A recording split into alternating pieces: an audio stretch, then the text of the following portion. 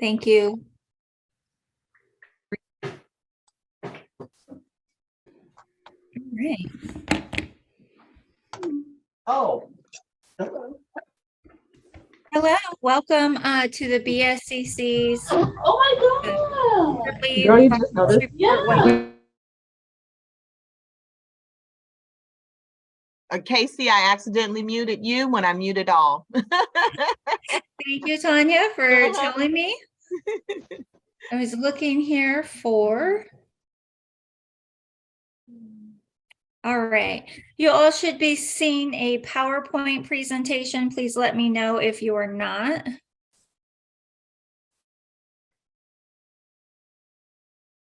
We're good? Yes, we're good. All right. So good morning. Welcome everyone to the Adult Reentry Grant Cohort 3 webinar for the quarterly progress reports. Today we'll be reviewing the quarterly progress reports for the rental assistance grantees. We're very excited that you're here today. This is an optional webinar, so we really appreciate you taking the time to come and learn a little bit more about the QPRs and ask any questions that you may have. So during today, we do want it to be a bit more of a dialogue than some of our past meetings with you all with the grantee orientation. So while I'm presenting today, we will be checking chat, checking your screen to see if you've raised your actual physical hand in your video or raise that virtual hand, because we want to take your questions in the appropriate spot as we're reviewing the quarterly progress report. So our agenda for today is first we'll do some welcome and introductions. We'll introduce you to the BSCC staff here on the line.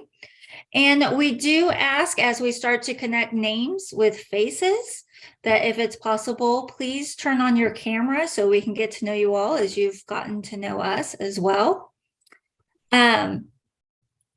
And then the rest of the time today, we will focus on the quarterly progress report. I will put it up on the screen and share it, and we'll talk through it page by page, section by section, and take your questions as you have them within each section. So if you do use the chat function to type in your question, we just ask that you, in all caps, first write the word request, followed by your question. That will help us identify it a little bit better. And then, of course, at the end, we'll take any other questions and provide any answers to that as well, just as a final wrap up. Okay. So moving along, I am Casey Wormuth, the Chief of Research. I am the lead researcher supporting the Adult Reentry Grant with the statewide evaluation. We also have with us today Tanya Thompson, your field representative. And Tanya, would you like to say hi? Good morning, everybody. Thank you all for making time to come out this morning and learn a little bit about your QPR. I guess I'll give you a flag warning in advance. Casey will probably give it to you again as well. Given the changes with Housing First, there are still some elements that are going to be a little bit in flux until we finalize this document in a couple of weeks. So just be prepared for us to not have all of the answers around some of this Housing First stuff with transitional housing and different things like that. So we still haven't ironed those all out yet. So I just want to give you a heads up now that it's still being handled. So thank you in advance. Again, thank you for being here, and thank you for your patience as we continue to work out these little ripples that caught us off guard. Thanks, Casey. Great. Thank you, Tanya. Yes, and along with that, the QPR in its entirety is considered draft. So not only around Housing First, if you have input on, any portions to make it better, we would gladly accept that input and feedback as well. Okay, so Natalia is on the line. Natalia? Good morning, everyone. My name is Natalia Camwan, and I'm your Cohort 3 analyst as of now. And thank you for being here, and I appreciate you taking the time to join us. Okay. And I think Ashley Garibaldi is also here. Good morning, everyone. I'm providing support, also working with the research unit, have worked on cohort 2 ARG. So just kind of keeping familiar with the project and providing support to Casey. Great. Thank you, Ashley and Damon. Thank you, Casey. Good morning, everybody. Congratulations on your award, and thank you so much for joining us this morning. These quarterly progress reports are very, very important, and the data you provide is extremely critical. So again, thank you so much for taking the time to join us this morning. Great. And one more, I believe, Amy Peterson. Hi there. I'm just here mostly to learn. I am the relatively new research data manager here at BSCC. Great. Thank you, Amy. And if I missed anyone else from BSCC, feel free to make an introduction. This is Candace QPR. I'm just a fly on the wall here to Great. observe one of my favorite presentations, a very important one. So I'm glad to see so many faces here to get this info from you today. Great. Thank you, Candace. Okay, so I also have on this slide a very important email address for you. Any questions that you have related to your grant, you do want to email to the ARG cohort 3 at bscc.ca.gov. You can send all questions about invoices, QPRs, local evaluation plans, budget mods, anything related to your grant. Use this email address, please. And if we have questions from you all today that we can't answer, or you didn't get a chance to ask, feel free to email to that inbox and we'll get back to you as quickly as we can. But please be patient with us because there are also in addition to the 23 rental assistance grantees, there are 79 warm handoff services grantees and cohort 1 and 2 of adult reentry grant as well. So please be patient with this process. We appreciate it and we will get back to you as soon as we can. Okay. All right. On this slide, I am showing you the first page of 2 very important documents related to your quarterly progress reports. The first one on the left-hand side is the first page of the quarterly progress. And on the right-hand side is the first page of the data reporting guide. These 2 documents are designed to go hand in hand together. So the form on the left is what you will fill out and submit to us.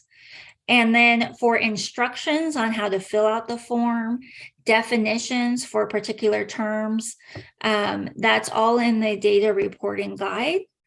And we really ask you to consult that guide before you reach out to us. Chances are your question might be answered in that guide.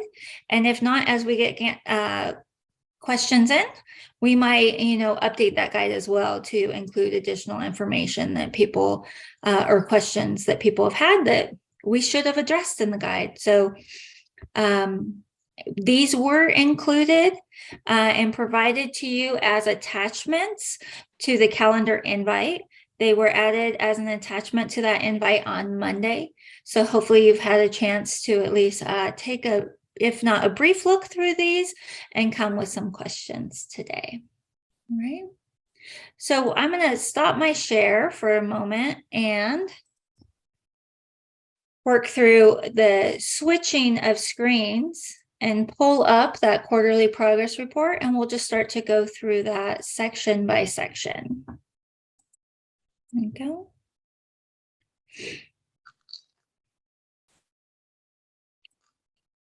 All right. So y'all should be able to see or be seeing that quarterly progress report on your screen. We're good. Okay, thank you for the thumbs up there. I appreciate it. All right, so this is our quarterly progress report form. When you receive this, it will come pre-filled in with the grantee name, so the name of your agency, your project title, which we will pull from the proposal that you submitted, and your BSCC grant award number. So the areas you'll need to fill in first is just a little bit more information. We would like to know the date that you completed the form and the report. And this is just if you click into this box and hit the little drop down arrow, it'll show up with a calendar for you to select a date, and that will pre-fill for you. Similarly, we have text box in here. All of these, these text box, if you click in them, you can then start typing and they will expand to accommodate however much narrative or text that you type in there. Okay, so we just ask you to let us know who prepared the report, their title, phone, and email. This is just in case we have questions about the information that was provided. We can know who to reach out to and ask those questions. Okay. So then the first section is asking you about the reporting period for which you're submitting the quarterly progress report. And again, there's a box here for you to choose that option. And these are pre-filled with options for quarter 1 all the way through quarter 13. And each option provides you with the grant service period for which you're providing information for, and then also the due date. So your first quarterly progress report is due February 15th of next year, and it would cover the grant period of October 1st, 2022 through December 31st of 2022. Okay. The next section asks you about technical assistance. We do want to know if you are requesting any type of technical assistance. And again, you can just use a drop-down menu to indicate yes or no. If you are requesting technical assistance, we ask you to use the text box field to describe the type of technical assistance you are requesting. When you submit your quarterly progress report, you will be uploading this to the OneDrive, and you will send an email to the ARG Cohort 3 inbox indicating that your quarterly progress report was uploaded to the OneDrive. And we do ask that if you are requesting technical assistance, to also indicate that in that email as well. This will really help us ensure that we're getting back to you as quickly as possible with any technical assistance needs you may require. So just letting us know twice is never gonna hurt, and we would really appreciate it. Again, with over 100 grantees all submitting quarterly progress reports on the same due date, it really is helpful to get it in the email as well. Okay. So the next section we have here is project description. In this section, we ask you for a variety of different types of information that will help us describe your project. This includes whether or not you use risk or needs assessments to determine the specific needs of your participants. It also requests whether or not this rental assistance program is an expansion of an existing rental assistance program. Okay, so we'll ask you to indicate whether you have another rental assistance program either funded through cohort 1 or 2. And if you do, and this project is an expansion, we would like you to describe how this project, what exactly is occurring to expand your project. So for example, are you able to serve more individuals? Are you increasing the types of services that are provided? Any features that are augmenting your project to provide additional service or serve additional participants. Okay. So then as I previously mentioned, we ask whether you use a formal risk assessment to identify your participants' level of risk or needs. And this is just a drop-down menu to select yes or no. And if so, we'd like you to describe which one. Okay. And in this case, we're referring to standardized risk assessments, and there are common ones listed in the data reporting guide as well. Okay. The next, Casey, we do have a quick question in the chat. okay, thank you. All right. So they asked if we require technical assistance, should we have notified our program analyst first before completing the report? At any point that you request or require technical assistance, you can email that inbox. If it's at the time that you're submitting a QPR, you can request it through the QPR first and then indicate so in the email as well. So there's not a correct, like it doesn't have to be one specific order or another. It may be that you're requesting technical assistance at a time when a quarterly progress report isn't due. And then in that case, you would just email the ARG inbox. Okay. And that's it. Okay, thank you. All right, moving on to evidence-based practices. We ask you to select the evidence-based practices or approaches that you use in your project when delivering services to participants. And we've listed a variety of evidence-based practices or approaches here, and you can just select them with indicating an X in the box. Each of these are defined in the data reporting guide. So if you have questions on what we mean by any of these, please refer to the data reporting guide. These were selected based on a review of all of the rental assistance projects and those that we read and identified through your proposals. So hopefully we've captured all of them here. If you are using an approach that isn't represented here, please select other and then use this text box here to describe the evidence-based approach that you're using that was not listed above. Okay, but hopefully we've captured all of those.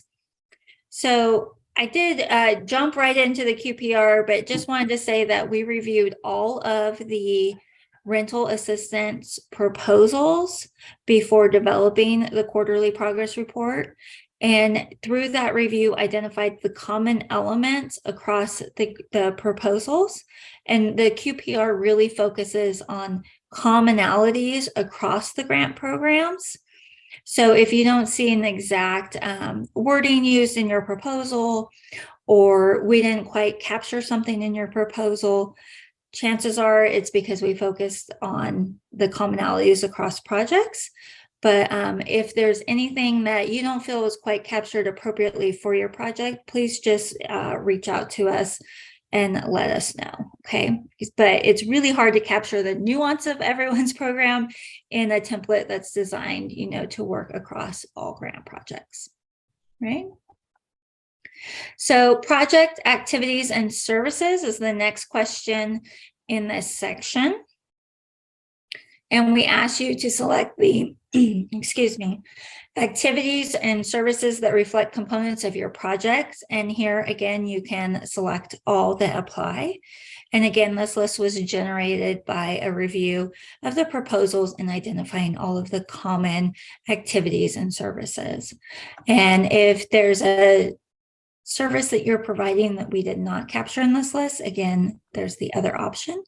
And we ask you to describe that using the text box provided. Okay. And then the final question in this section, we ask you to define what it means for, to define how a participant successfully completes your project. So we want you to describe measurable milestones that your projects use to determine when a participant has successfully completed services. This definition will be used in a subsequent section of the QPR where we ask you to report participant outcomes, and you'll be reporting participant outcomes for those who successfully exited your project. So some examples of successful definitions might be a amount of time that they completed services. So let's say completed mental health services or financial coaching classes for a 6-month period. It could be improvement in an outcome. So being permanently overall of full amount of those. Casey, you're having stability issues, so you're breaking up. Oh, great. I will turn off my camera then and see if that helps, because I have no idea how to fix it otherwise. Okay. Thank you. Let's see. All right. So on participants' success definition, I'm not sure how much of what I was saying you all heard, but I was giving examples of definitions of success, and that could be a length of time in services or an improvement in an outcome. And we just ask you to use this text box to provide your definition of participant success. Okay, so you may have noticed in reading through this that the information you provide here likely will not change from quarter to quarter.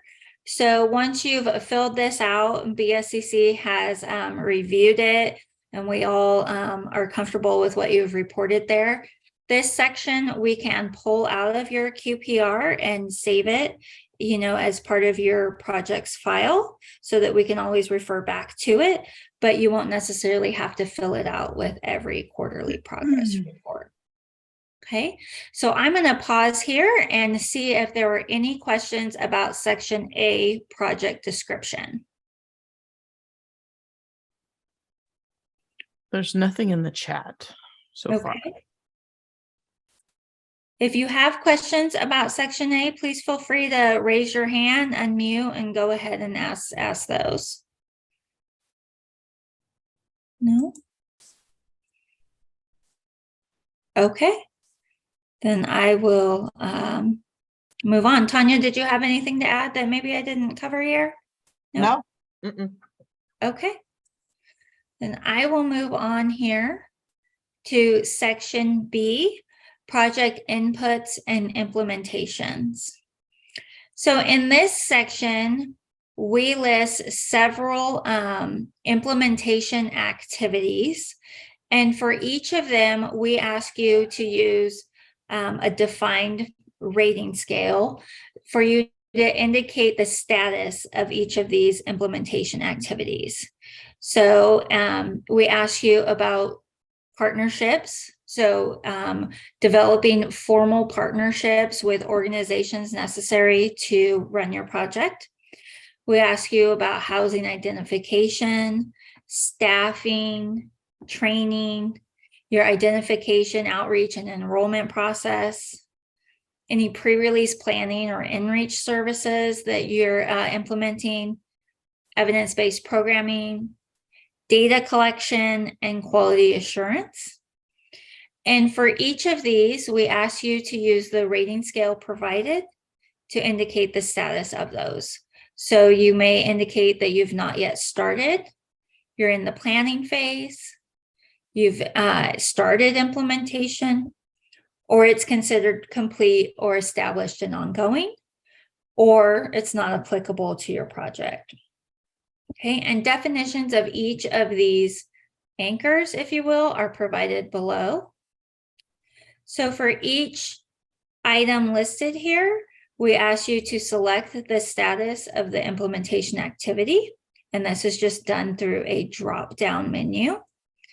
And then we ask you to provide a description of your progress, accomplishments, and/or challenges your project faced in the reporting period. Okay. And you'll do this for all 9 of these project implementation activity areas. Okay. So it is possible that sometime within the 13 quarters here that you'll be providing QPRs, that these will become, all of these areas will become complete or established.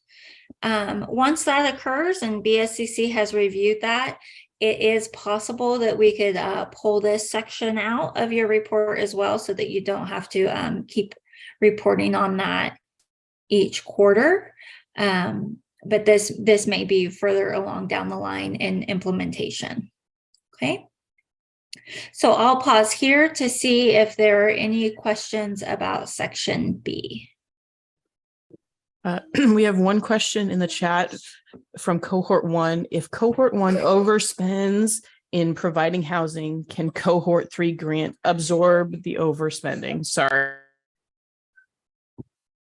I'll take that one, Casey. Jack, can you say a little bit more about that question? What do you mean? If cohort 1 overspends, and how are you wanting to see cohort 3 absorb? So as you know, we've been enrolling a lot of people into the program, and we have a lot more people that want to get into the program, but I'm very tentative in terms of spending to provide continuous assistance, because I don't want to overspend the amount that we have. But since we've been approved for cohort 3, can I go ahead and ramp up the housing program and bring in people, knowing that our grant 2063 ends in February, but the cohort grant started in October? And can we then just shift over and move the spending of the period, even though they enrolled prior to the exhaustion in February, into the new grant that started in October? So I think that's a little bit different than what I was anticipating your question meant. So it sounds like what you're asking is if you can roll over cohort 1 people into cohort 3. Yes. That can be done after cohort 1 ends. Okay. So if you will remember, during orientation, and we sent out an email asking people with overlapping cohorts to notify us if you are holding your cohort 3 spending until cohort 1 expires. If your cohort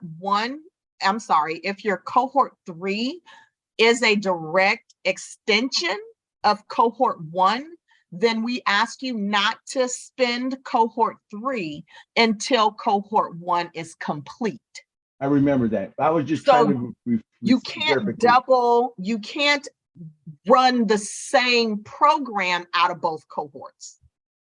Okay. All right.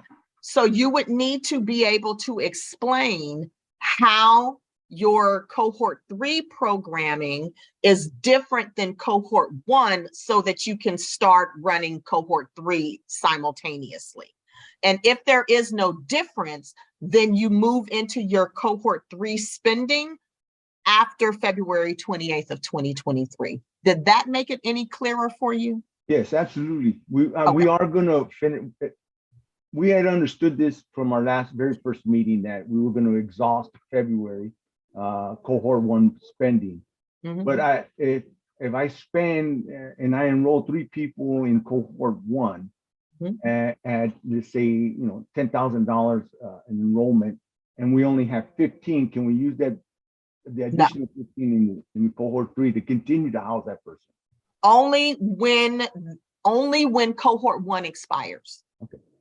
Right. And that's what I'm looking at, right? In February. Yeah, you can't bill for the same person in cohort 1 and cohort 3 simultaneously. Understood. Understood. Okay. All right. Thank you.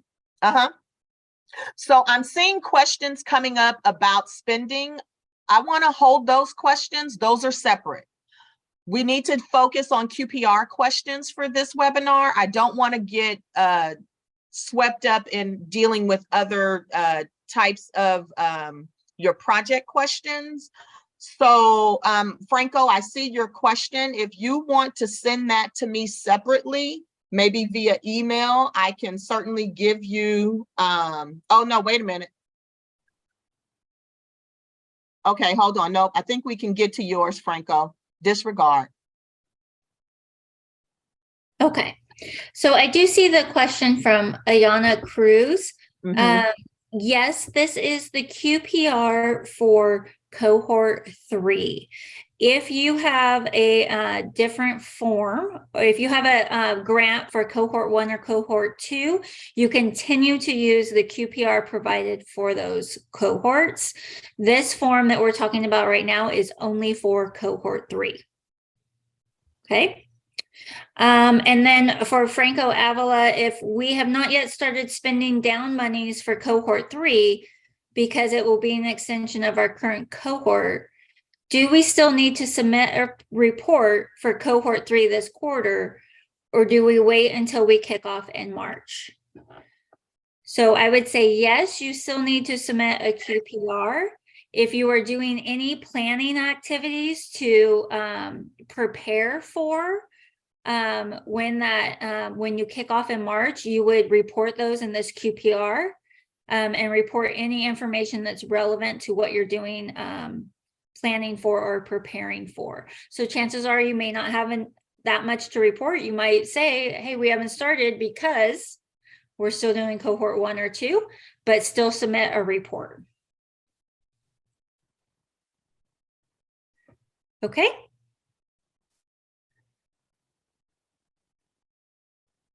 All right. There's one more question in here about what forms are required for cohort 3 besides this form. I'll defer to Tanya and or Natalia on that, but I think the focus today here is specifically this QPR. Yeah, anything else that we need, we'll request. The only other required submission is your invoices. Okay, thank you, Tanya. I think we are ready to move on to section 3 in case, unless anyone has their hand raised. All right. Section 3 asks specifically about progress towards the goals and objectives the project is intending to address. So your form will come pre-filled out with the goals and objectives that were in your proposal. Okay. And so we ask you in this section for each goal and its associated objectives to describe progress you made during the reporting period towards those.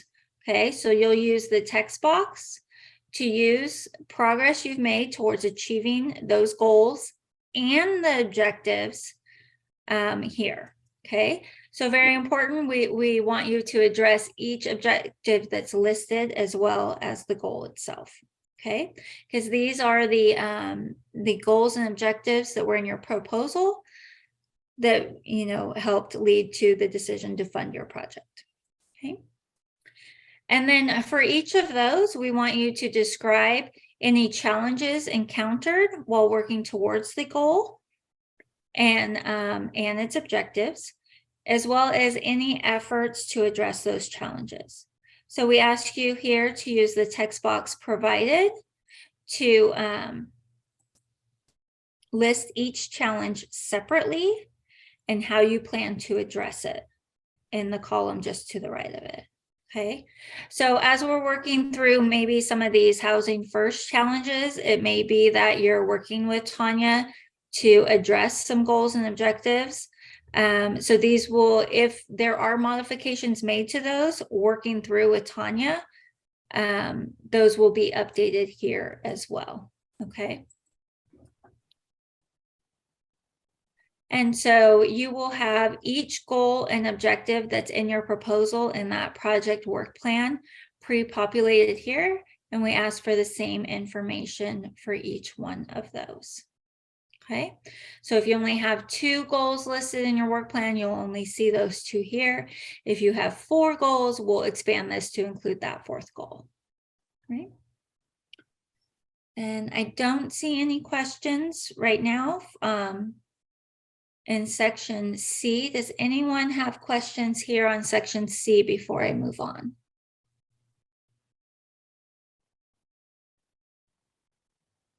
Pretty straightforward here at this point. Okay. Okay. Our next section is section D, where we ask you to describe any project highlights or accomplishments that occurred during the reporting period for your project. And then we also ask you to describe any significant project activities that will take place during the next reporting period, or even 2 reporting periods beyond, that BSCC staff may want to attend. So as much as Tanya is here for you to provide technical assistance about your project, we do also like to hear about all the great things that are occurring and like to be a part of those. So for example, if you have trainings, community events, media events, graduations for participants, anything like that, that would be great for BSCC to see as part of your project's accomplishments. I'm sure Tanya would love to know about those and attend them as well, assuming it fits in her schedule, but she needs advance notice for that. So that's what we're asking for here. Okay. Don't see any questions or raised hands. If you have a question, please let us know. All right. Moving on, the next section asks you about expenditure status. So we want to know if in relation to the overall grant budget, are funds being expended as planned and on schedule? So this is a drop-down menu, a simple yes, no. If you select no, we ask you to use this text box to describe, to explain why, and describe any corrective actions needed. Okay. Right.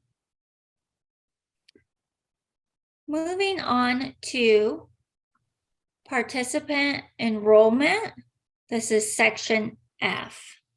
So in this section, the first part, we're asking you about the total number of participants referred to your project during the reporting period. So we'd ask you to enter that here. And of those participants referred to your project, how many of them were enrolled? And we ask you to break that out by the first time or second time. And I'll talk here in a moment about what we mean by enrolled for the first time or second time. But first, let's focus on the distinction between referred and enrolled. So when participants are referred to your project, let's say you may have 100, we anticipate that there would be some type of screening for those individuals that are referred to your project to make sure that they are appropriate individuals to be served by your project. That is, are the services you're providing appropriate for them? And are they the right target population?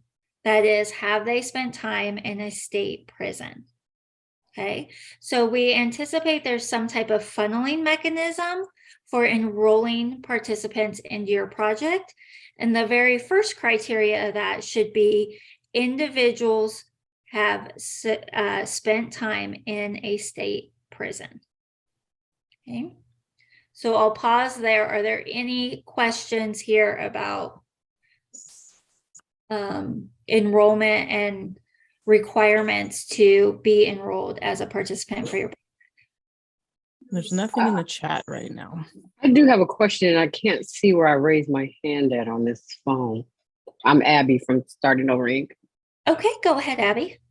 So I was just curious. You said they had to be have touched the state prison. Does that include jail, or is it has to be state prison? I just need clarification. It has to be state prison. That is a requirement for the adult reentry grant funds. The target population for this grant are individuals who have spent time in state prison. Thank you. Thank you. Yep. Good morning. I have a question because we're able to serve individuals that not necessarily just got out of state prison, but perhaps they've already been out and they have served in the past. They're no longer in probation.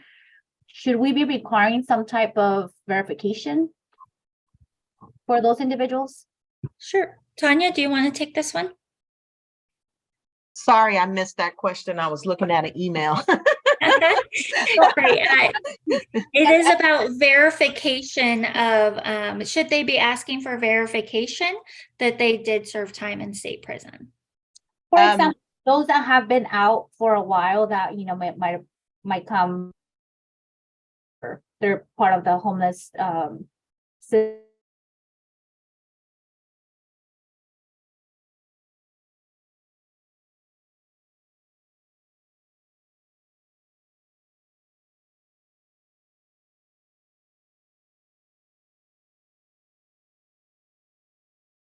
Eligible population.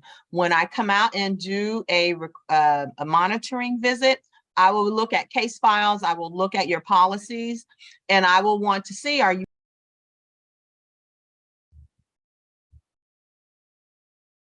did that help? Yes, thank you. Okay, perfect.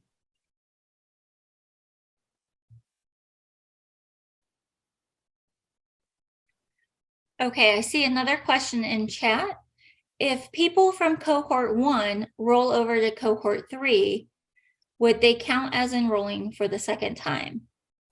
Harrison, thank you for this question.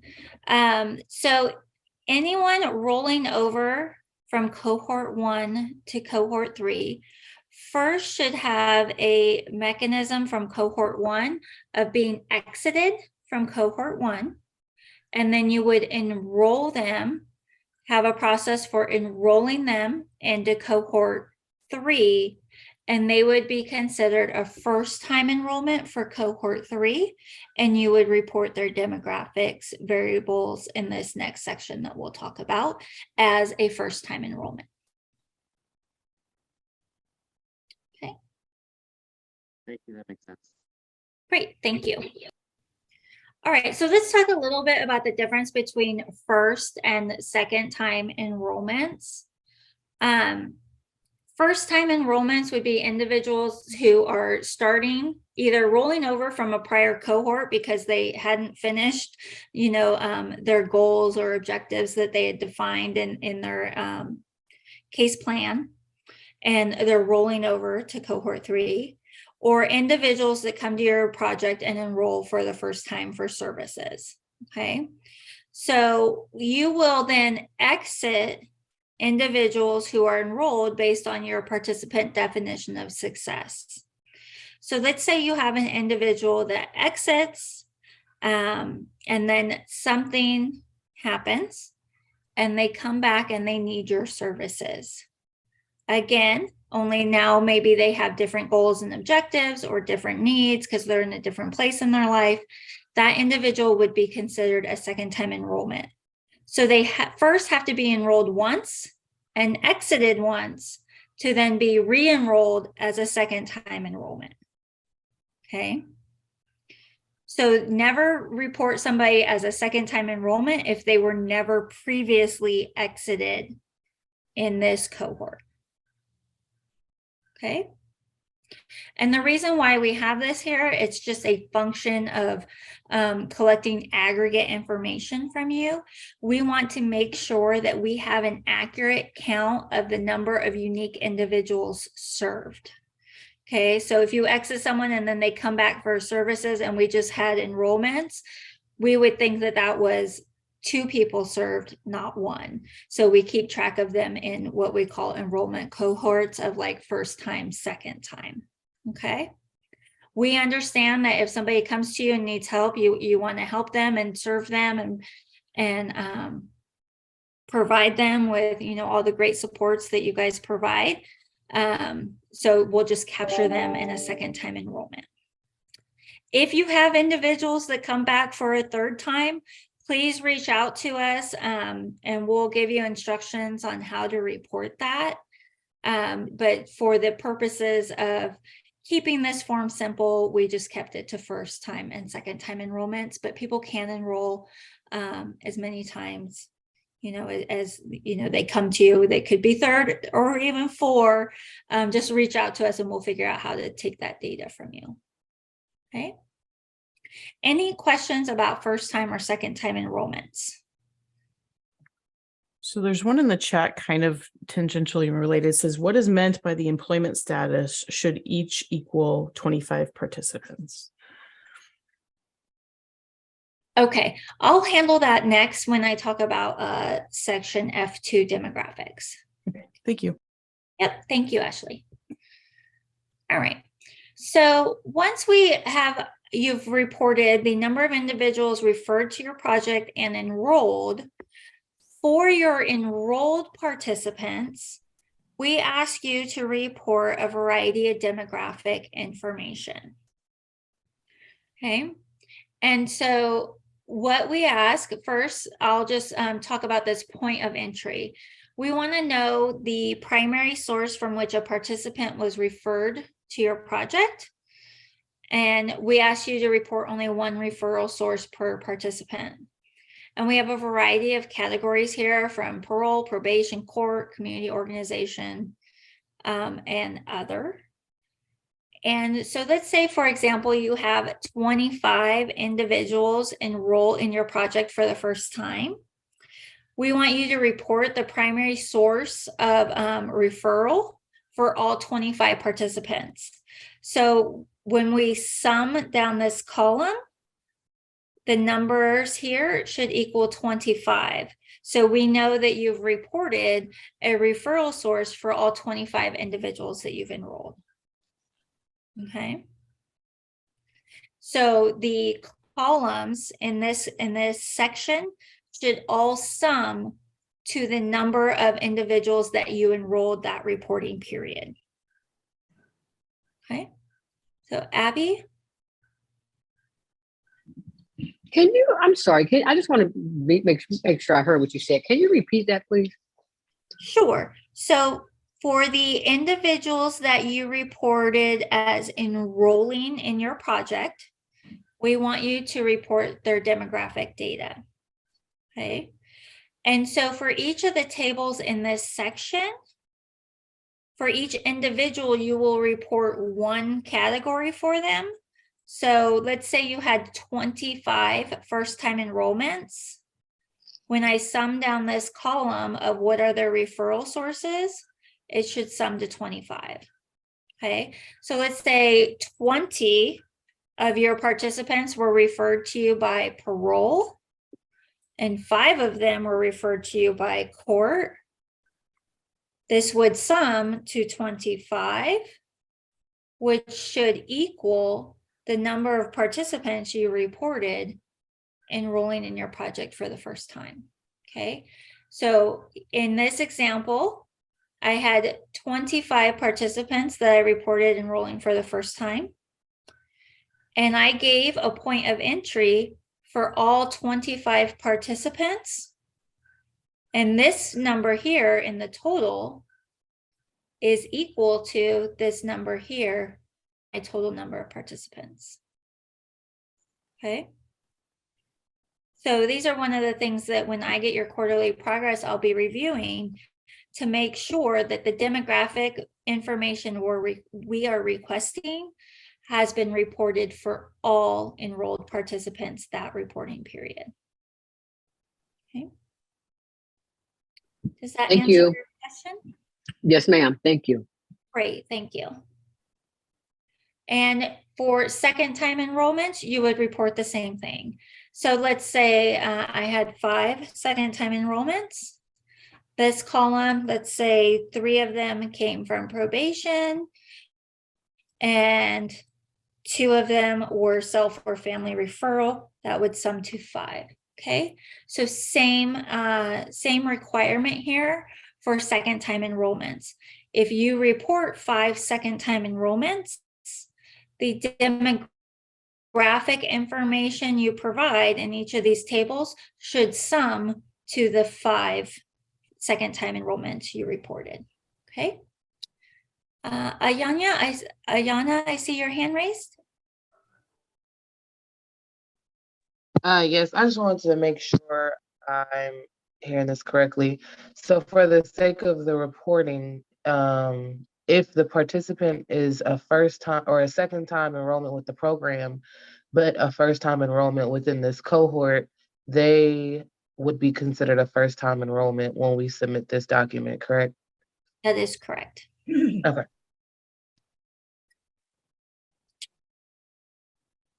Okay. Abby, do you have another question or? Oh, no, was my hand, I thought, Yeah. did I not drop my hand? Oh, I'm sorry. That's okay. Sorry Great. about that. Thank you. Just wanted to make sure. All right. And Excuse me. I didn't understand that. I missed it. I was doing something else and I lost it. Can you please repeat that last statement with regards to the first and second enrollment that was just asked? Sure. So if you're exiting someone from a prior cohort, but they're continuing services in your project, you're just transferring them to the cohort 3, you would report them as a first-time enrollment. Thank you. Yep. Okay.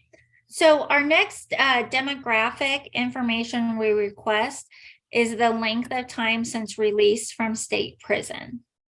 Okay. And we have categories here for you to use, all the way from currently incarcerated to 11 or more years ago. And again, these totals, the values you report here in this column should total to the number of enrollments you reported above.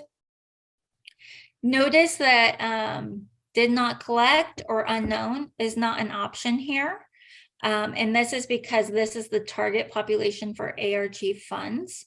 So this is required demographic information. Okay, so if you're verifying this, you should be able to collect this information. If you have individuals that were released, say 11 or more years ago, best estimates would be okay as well here if they just cannot remember the exact dates. Okay. And then we have age categories here for you to report. Gender identity. So this should be the participant's self-reported gender identity at the time of their enrollment.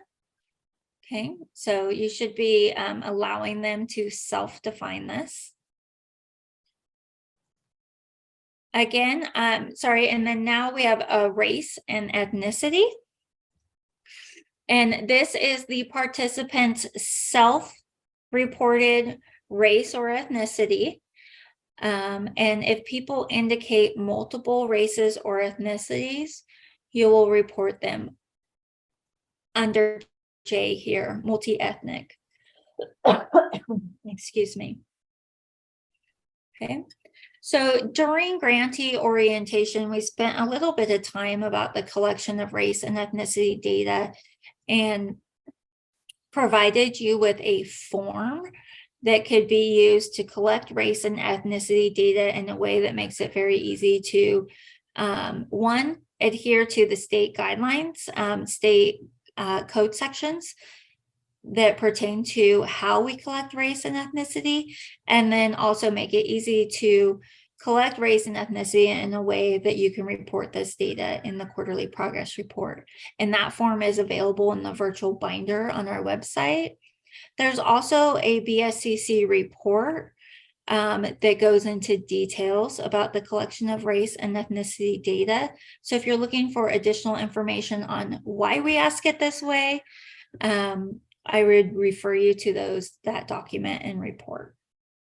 Okay, but basically certain state code sections require us to break down race and ethnicity for 2 categories. The first one's Asian, and at a minimum, we have to collect these different categories here.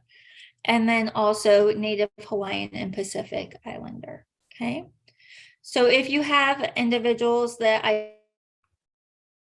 identify as some of these categories within Asian, this should all sum to a total of Asian. So let's say 10 identify as Asian. There should be a breakdown here. Let's say 8 said other and 2 said Vietnamese. 8 and 2 equals 10. Okay, so these kind of darker orange rows here are for totals of these breakdown sections. Okay, so you only see these little darker orange rows for these ones where there's a total indicated. Okay, if someone decides not to define, then these could be let's say 11 here, and then one person chose not to define or select anything. Okay, but generally they will add to a total value. And if they don't add to a total value, we'll probably ask you to correct that or let us know why. So you may just want to use this comment function to indicate, let's say I would just say one individual did not select a specific category. Okay, so feel free to use that comment section in the form to leave explanations if you like. Okay. Any questions about the collection of race or ethnicity data? No, we have a few others, but we'll wait for those. Okay. We also asked you to report education status, and this would be the highest level of education completed. And we have a variety of options here. If you select other, please use the text box to describe what you mean by other. And then we have employment status. So this would be their level of employment at enrollment. Okay. Right. And so that, we did have, sorry, Casey, kind of related. So earlier we had a question that you wanted to hold off on in the example. It says, what is meant by employment status should each equal 25 participants? okay. So that is an example here in the instructions that we went into detail quite a bit about. Basically, if the number of people that you're enrolling, in our case 25, when you report, was this employment, it should all sum to 25. So the things that we discussed about making sure that the demographic information you report for each of those tables sums to the number of participants that enrolled in the project. Okay, so this was just an example here of what we walked through about the tables all summing, the columns summing to the number of total enrolled participants. And hopefully that answers that individual's question. If not, please speak up.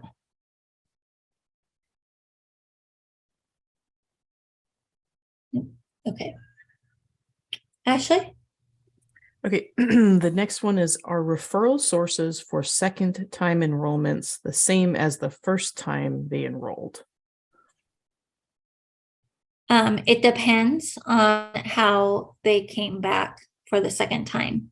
So it's totally possible that for the first time they were referred to your project by probation, but then when they come back for a second time enrollment because they already knew about your project, that could be a self-referral, right? So if they recognize they needed help and brought themselves back to your project, that could be a self-referral. So they don't have to be the same, just whatever's appropriate for what brought the individual back to your program that time.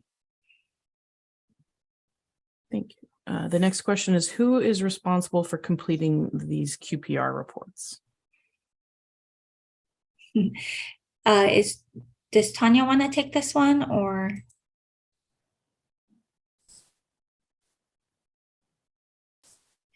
Okay, I think that would be. I can take it. Okay. Sorry, I was trying to get to my mute button. Great, thank you, Tanya. You have to decide who's responsible for your progress report. Typically, what we've seen is it is either your day-to-day program person or your project director. But each project decides who completes and submits the progress report. But it does need to be from someone who's on your approved contact list so that they have access to submit it via the OneDrive. Thank you, Tanya. Anything else, Ashley? The next question you'll be touching on about continued participants. So I think you've covered everything in the chat so far. Okay, and Lee, I see your hand raised. Do you have a question? I do. Lee Bandenbosch, Starting Over Inc. Employment status, does that include SSI and SSDI? I'll have to think about that one and get back to you all. I'll probably add it to the to the data reporting guide as well. So SSI and disability, you said? Correct. Okay, great. Thank you. Thank you. Ayana?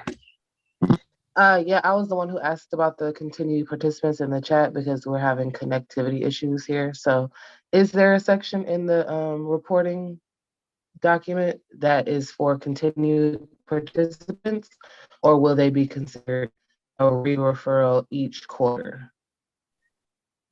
Can you let me know what you mean by continuing participants? If a participant was enrolled in Q1 in rental assistance, but we're working with them and they so happen to still be active in Q2, Okay, will we have to list them as a re-referral?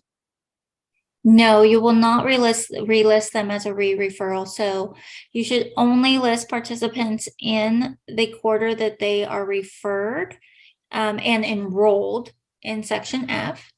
And this is a great segue here to section G.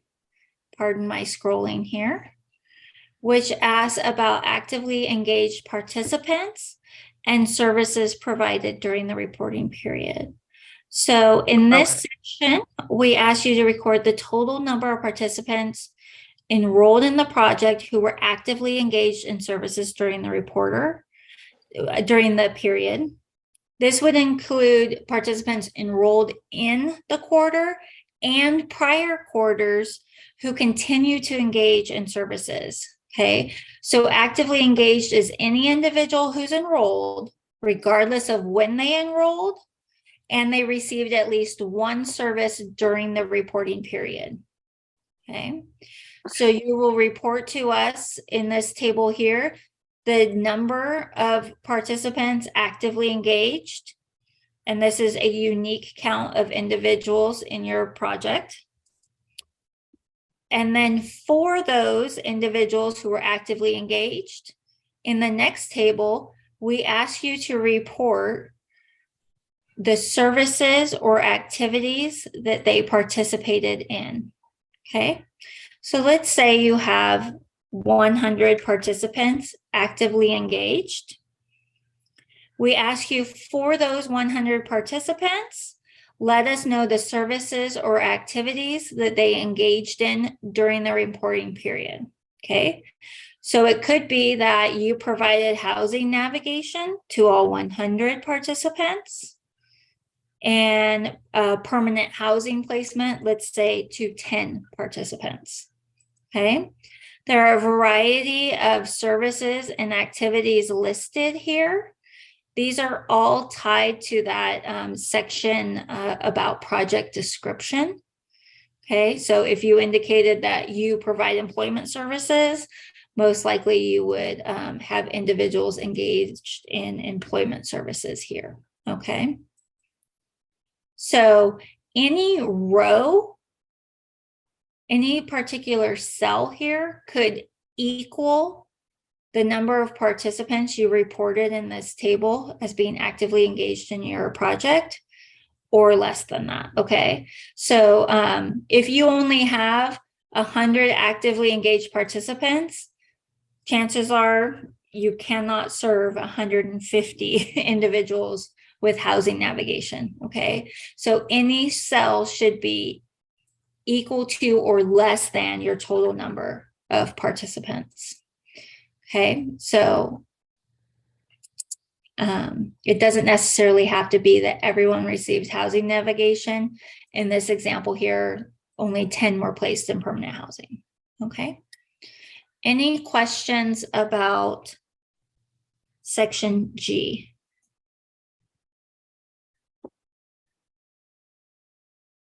Nothing in the chat.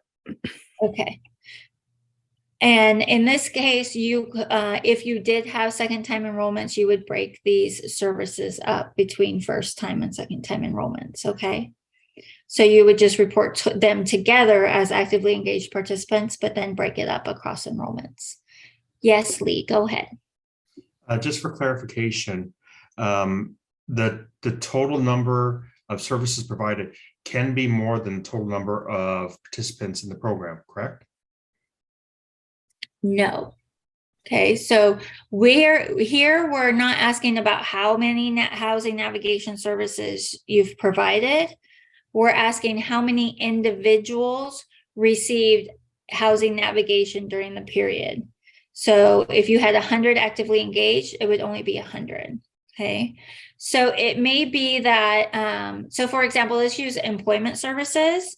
Let's say John went to 5 employment services classes during the reporting period.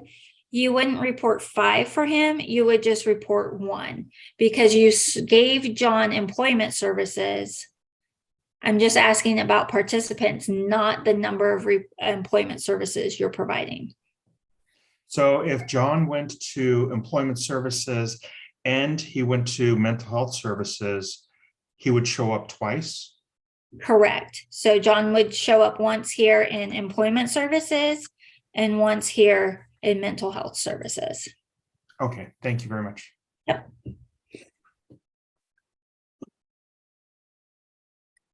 All right. There's one question that says, could we keep a person in the program all 3 years due to their need for rental assistance due to stage 4 cancer or terminal illness and not able to work but is on SSI?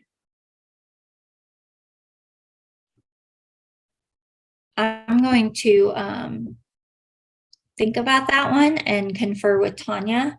So that will be something that if you could email that to the ARG inbox, I would appreciate that. And we'll get back to you because that's a very specific question we'll want to have Tanya weigh in on. And then please provide the definition of housing navigation. Okay.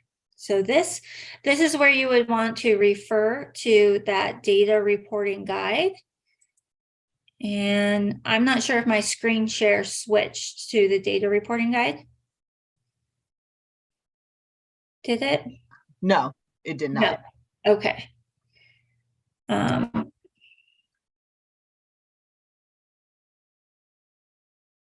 Whoops. One moment, y'all. I'm actually looking that up right now.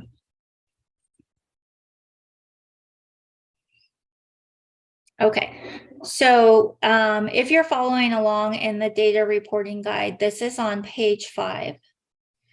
And for the purposes of the quarterly progress report, housing navigation is providing assistance that will help an individual develop a housing plan, address barriers identified during the plan, and provide assistance with acquiring documentation and completing forms required for housing.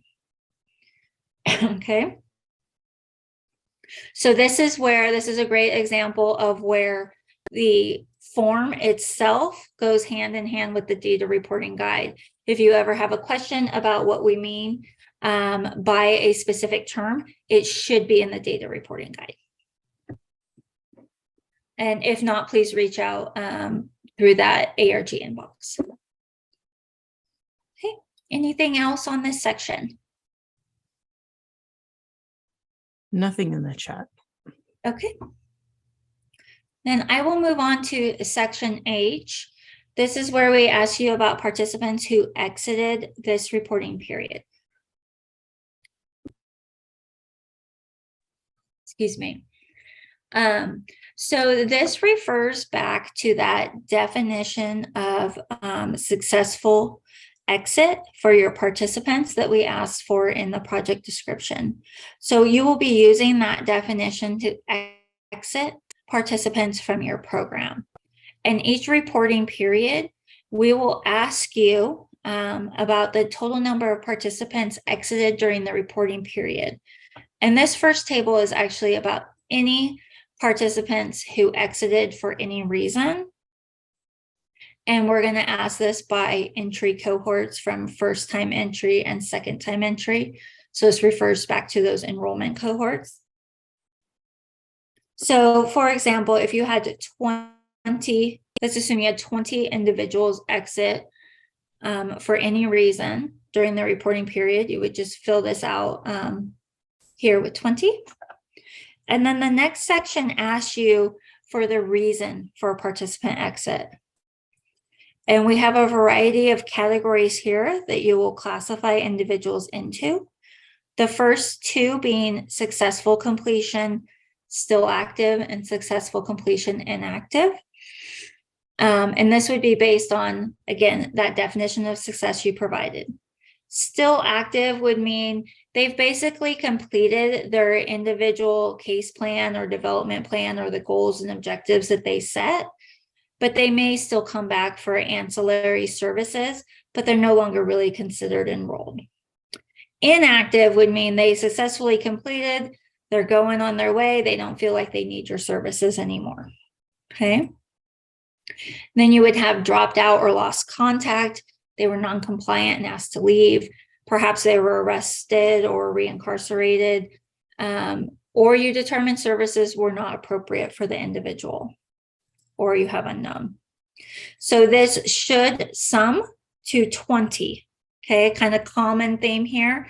Of the individuals who exited, tell us the reason for their exit. So let's say 10 completed successfully, and I lost contact with 10. So the total would be 20. Okay. And again, you would divide this out by first time enrollments and second time enrollments. Right.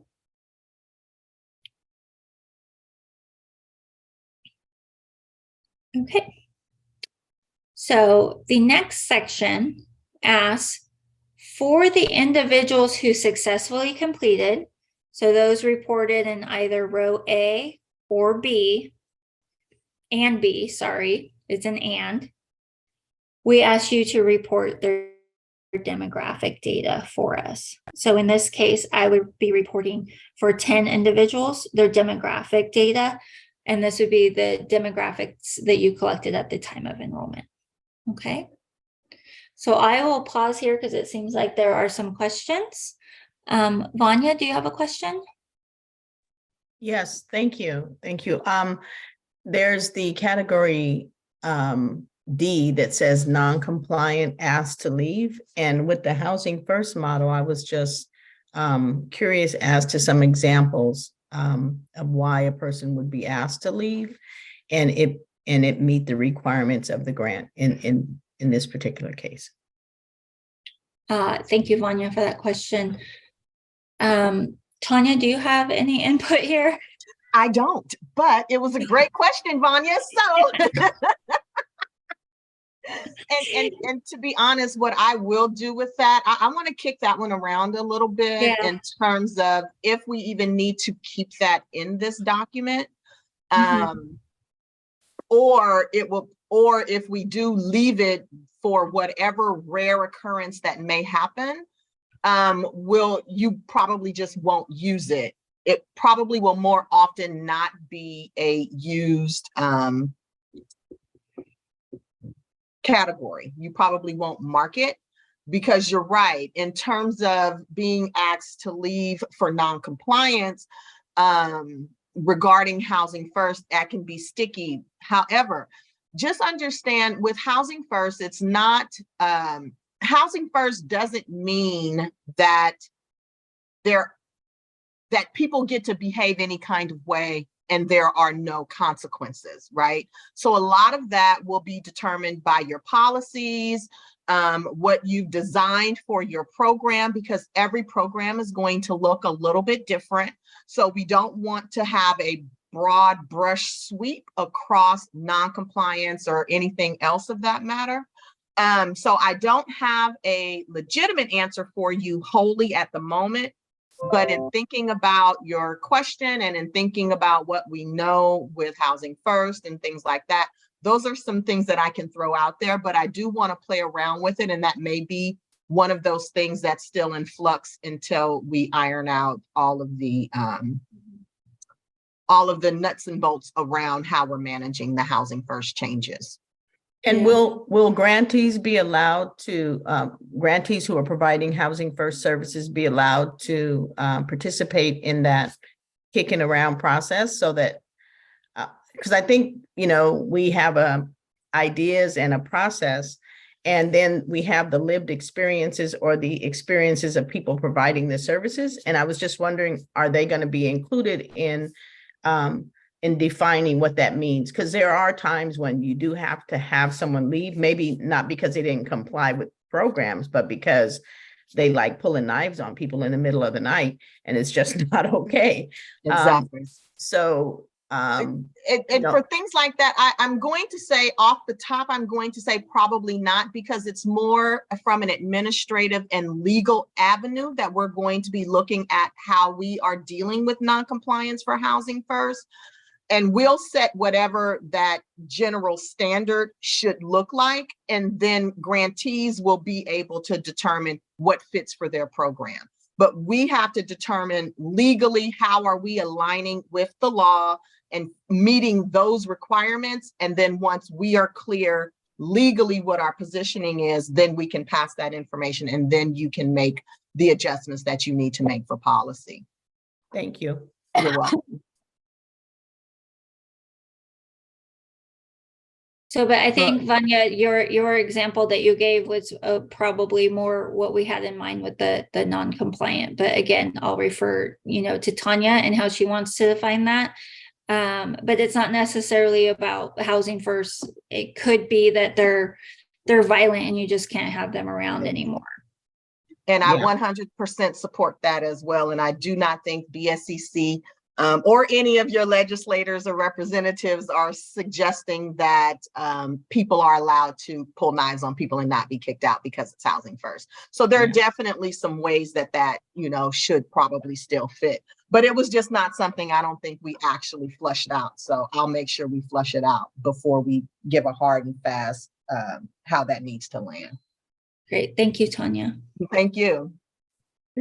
Tanya, this is Mario from Midtown Family Services.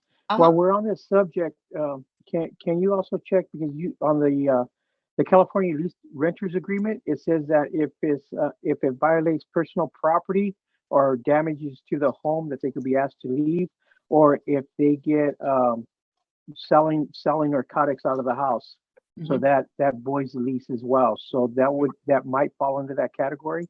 Yes, and remember, not to cut you off, Mario, but do remember the stipulations in the Welfare and Institution Code, and don't quote me verbatim, but the premise or the essence indicates that they cannot be evicted solely because they are using drugs, right? It has to be a viable lease violation. So yes, if they are violently attacking other people, those are solid lease violations.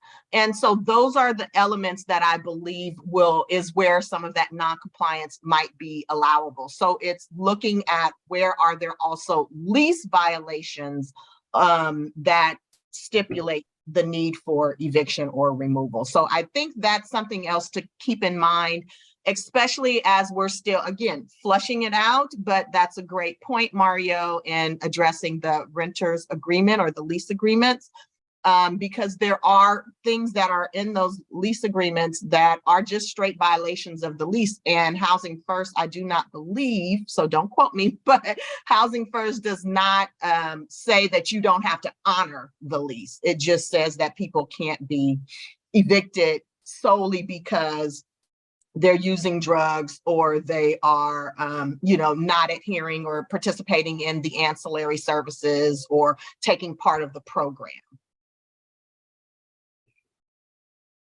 Great. Thank you, Tanya. Abby, do you have a question? Yeah, I'm sorry. I actually, Tanya just said what I was going to say. Is in regards to Vonya's question. It's just, the violence, the threats of violence, selling drugs in the house. But other than that, harm reduction or HFH housing, Housing First is all about trying to meet them, the participant where they are, but with there has to be some type of provisions. So I was just going to basically say what Tanya said. So, great, thank you. Ronald, do you have a question? You're on mute. Okay. Yeah. So this is Ryan with the Ahmad and Ronald Jackson as well.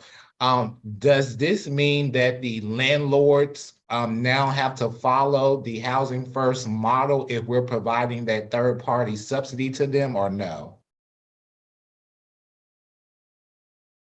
Yes, if you are using ARG funds to support rental assistance, or even some warm handoff activities will fall under this.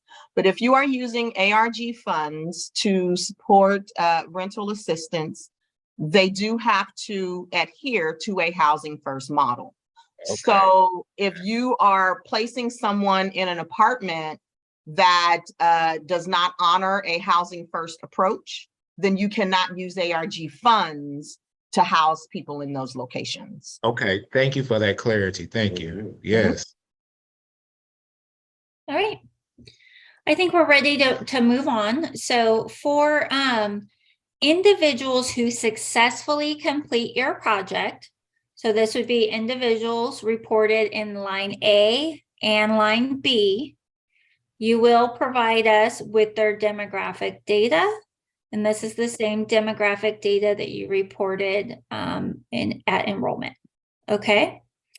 So again, for those who successfully complete, we want to know some demographic information about them. So these are repeats, and I'm going to scroll through them. The next section we ask are about participant outcomes. And again, this section focuses on successful participants, those individuals that you reported as successfully completed and are still active or inactive. Okay. And for those, we want you to report their outcomes. Okay. So we have a list of outcomes here that were identified as pertinent across the common ones across all grantees. You only need to report on those that are pertinent to your project and your particular participant, and which you have assessed in a pre-post manner. So you have, say, through a risk needs assessment, you have a pre and a post at exit that may allow you to assess maybe some of these things. Or you know when they came in that they were in emergency housing, and you know when they left, you verified it that they were in permanent housing, you would report them here. Okay. So these are things that you have developed measures for or have a way of confirming, and you would report for each individual these outcomes that they achieved. Okay, so let's say you have 20 successful participants this reporting period. This cell here should not exceed 20, but it could be less than 20. So let's say John improved his employment status. You could count him here on line C. And let's say he also improved his credit score. You could count him here on line E. Okay. But a single cell should not exceed your total number of participants who exited successfully. Okay. And you do not have to report on all of them. Again, it's the ones that are pertinent to your project and the individual goals and objectives of your participants. Okay. Any questions on participant outcomes? No. Nothing in the chat. All right. Thank you, Ashley. All right. Moving on to section I, project outcome measures. So once a year, we are requesting 2 specific project measures from you. And these will be requested only in quarter 5, 9, and 13. And we give you the time period here in which you'll be including participant data for. Okay. So we're going to be asking you to report length of time to permanent housing. And we define that as the average length of time between when a participant is enrolled in the project to when they move into permanent housing. And then we give you the formula of how to calculate that. And you will enter that calculated figure here. Okay, so this is an annual figure for the total number of participants that you served during that particular period. So for Q5, you would include all participants you served between October 1 of 2022 through September 30 of 2023. Okay. We're also asking you to report the permanent housing success rate, which is defined as the percent of individuals who were in permanent housing when they exited the project. And then we give you the formula for calculating that. And you will enter that calculated figure here. Okay. So we only ask for this information once a year in Q5, 9, and 13. So most likely as we approach Q5, I'll have another webinar here to give some examples of how to calculate these figures and probably provide like some dummy data files to demonstrate how it's calculated, okay? So we will provide further technical assistance when this time approaches. All right. Any questions right now on project outcome measures? Nothing in the chat. Okay. And then the final section here of the QPR is for additional narrative. This is where you can provide any additional information you'd like to share with us to explain your project's progress during the reporting period. And then also if there were particular sections of the form where providing additional information may have been useful, but you didn't have the space, you can reference that section here and provide some narrative as well. So basically, if there's information that we didn't think to gather from you that you want to share with us, please use this area to do so. All right. So that concludes my presentation of the QPR. If you all like, I can pull up that data reporting guide and show you where some of those definitions are. But I do really encourage you to take a look at that data reporting guide, particularly when you're doing your first few QPRs, to make sure that we're all on the same page with definitions and how we're defining things and counting participants. So any final questions y'all may have about the quarterly progress report?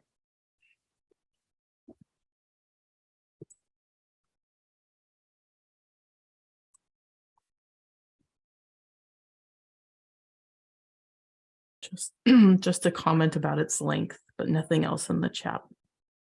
Okay.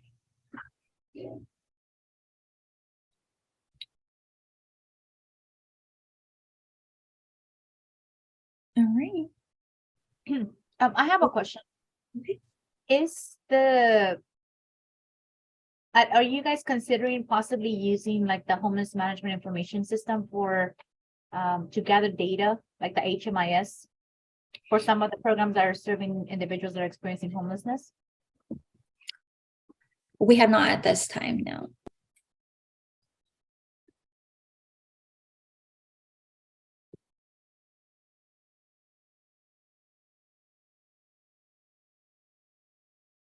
Melvin, yes? Yes, good morning. I just want to echo the earlier comment about utilizing the HMIS system. It could be a very beneficial tool for this project. So I just wanted to echo that because it could be a great idea. Great, thank you. I'll look into that.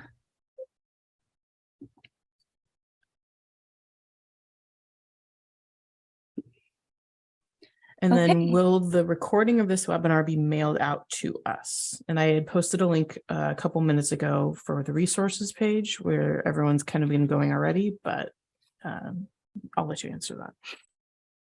Yeah, what'll happen is once the recording is completed, we'll make sure that it's all primed and proper, and then Natalia will send out notification when it is ready for viewing.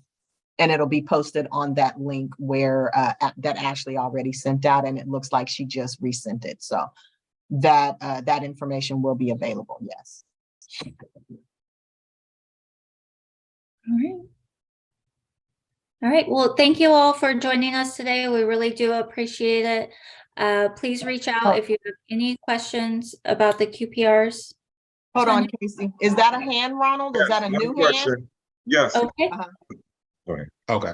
So yeah, so we have another question. So it's probably a two-part question. One question, will we be receiving any landlord information to kind of educate them on the housing first model? I know sometimes there's pamphlets that are out regarding that for landlords and tenants as well. And then the second question to that is that will we have to do another addendum or amended documentation, excuse me, if now, given that the landlords kind of need to adhere to this housing first model, if we wanted to go back in and incentivize that, would it be too late? And I'm just hypothetically asking that question. So the first question is no, BSCC does not provide any promotional materials. So anything that you want to share with the landlords that you work on around Housing First, that is totally your responsibility to create, produce, locate, and put out there. Okay. With regard to being able to modify your budget to make room to provide landlord incentives, once your contract has been signed, unless you are in the program modification component, you can make those changes after your contract is signed, or you can make those changes during this modification period. Okay. All right. Thank you. Mm-hmm.